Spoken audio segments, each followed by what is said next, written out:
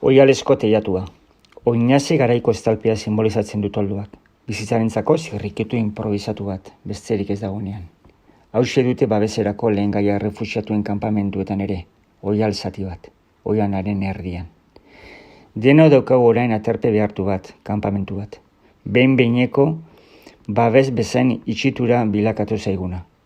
Argazkietan, oialen azpiko bizitza islatzen da. Bertako pertsonek sentitutakoa. Mina, hotza, jolasa, poza, mugimendua.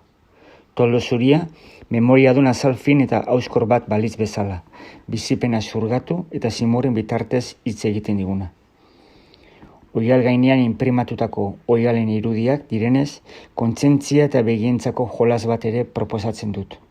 Gertutik ikusi arte, hartzaileak ezin du asmatu zein elementu dan egiazkoa eta zein inprimatua. Bizi ditugun garaiotan ere gertatzen ari dena, ziur asko.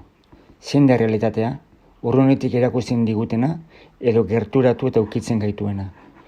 Hormigoizko oialez egindako hiru eskulturek, karpa bat, oialezko etxe bat simbolizatzen dute, eta hiru fase desberdin irudikatzen dituzte. Pandemia honek guan eragin dituen hiru egoera. Lehenengoan, itxita geri da etxea, bilduta oraindik zain. Bigarrenean, zabaltzen hasten da, eta oialaren lehenengo tentsioak biztaratzen dira bertan, altzatzera doa. Hirugarrenean, tolezdura eta tentsio askorekin. Arazoari heltzen diogun unea ikus daiteke, oiala etxe bilakatzen den momentua.